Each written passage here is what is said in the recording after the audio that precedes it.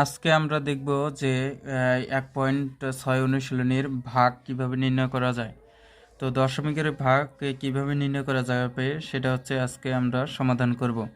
তো ক নাম্বার অঙ্কে দেওয়া আছে 9.75 ভাগ 25, এইটাকে আমরা হচ্ছে ভাগ করব। তো প্রথমে হচ্ছে যে দশমিক যে সংখ্যাগুলো আছে সেগুলো হচ্ছে দশমিক সংখ্যাগুলোকে আমরা হচ্ছে প্রথমে সাধারণ ভগ্নাংশে প্রকাশ করব। এইখানে যদি দশমিক তুলে দেই তাহলে হচ্ছে 975 ভাগ, দশমিকের জন্য একটা 1 আর দশমিকের পরে দুইটা শূন্য আছে, দুইটা সংখ্যা আছে তাই দুইটা শূন্য, তারপর হচ্ছে ভাগ 25।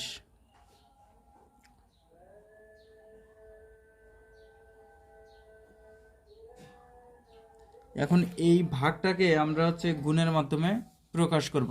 গুণ যদি করি তাহলে এই নিচে মনে মনে একটা 1 রয়েছে, মানে 25-এর নিচে ভাগ একটা 1 আছে, এই একটা যাবে উপরে আর নিচে আসবে 25।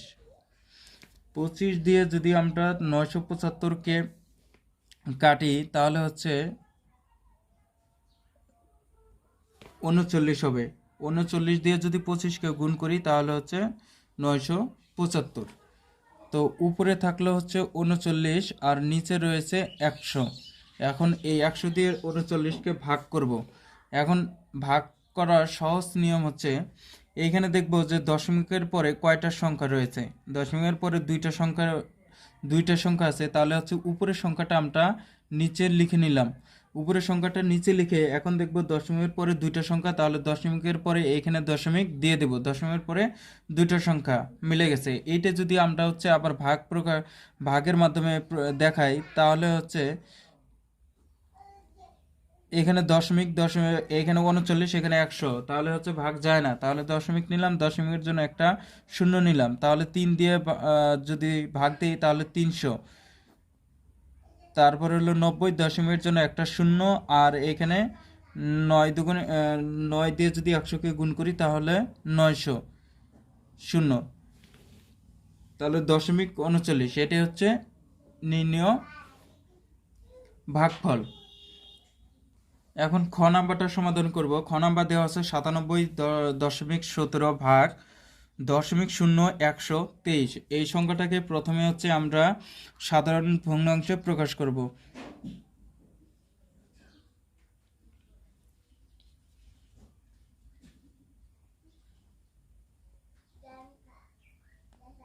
সতেরো ভাগ, দশমিকের জন্য একটা 1 আর দশমিকের পরে দুইটা সংখ্যা আছে তাই দুটি শূন্য, ভাগ চিহ্ন ঠিকই থাকবে। তো দশমিকের পরে পূর্ণ সংখ্যা রয়েছে 123 দিলাম, আর দশমিকের জন্য একটা 1, তারপরে রয়েছে চারটা সংখ্যা, তাহলে চারটা শূন্য দিলাম। এখন 9717 ঠিক থাকবে, তারপরে 100 দিলাম। তা এটাকে আমরা হচ্ছে গুণের মাধ্যমে প্রকাশ করব। উপরে যাবে 100, উপরে যাবে হচ্ছে 10,000, নিচে আসবে 123।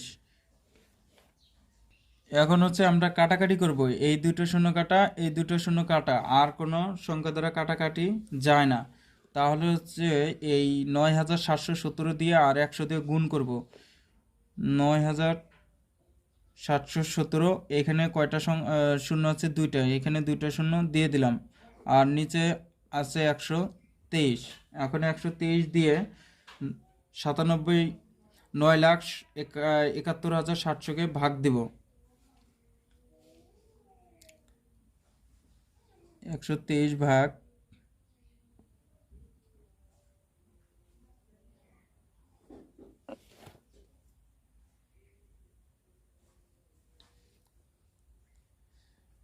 যদি 7 দিয়ে 123-কে গুণ করি তাহলে আছে 861।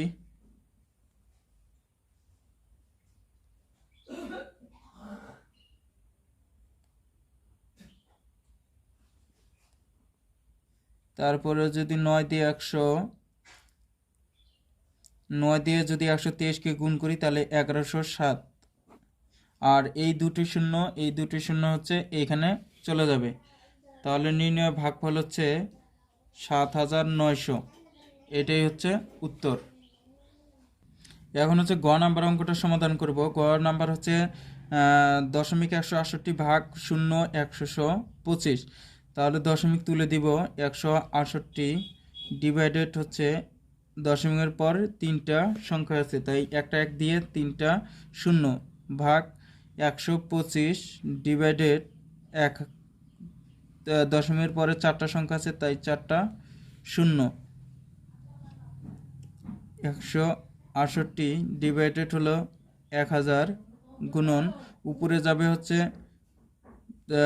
10,000, নিচে আসবে 125। এখন হচ্ছে আমরা কাটাকাটি করব।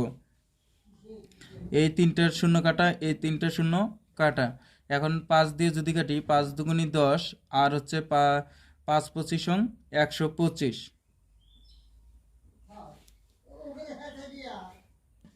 168 দিয়ে যদি 2 দিয়ে গুণ করি তাহলে 336, আর নিচে শুধু রয়েছে 25। এখন এটা একটা হচ্ছে অপরিকৃত ভগ্নাংশ। এখন আমরা হচ্ছে এটা হচ্ছে মিশ্র ভগ্নাংশ প্রকাশ করব, বা হচ্ছে 336, 25 দিয়ে 336কে ভাগ করব। 1 দিয়ে দিলে 25,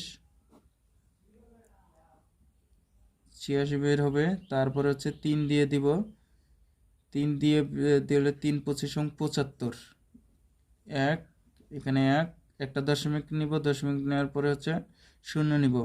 তারপরে 4 25 হচ্ছে 100, আবার এখানে 10, আর এই দশমিকের জন্য একটা শূন্য, তাহলে 100, আবার 4 25 100,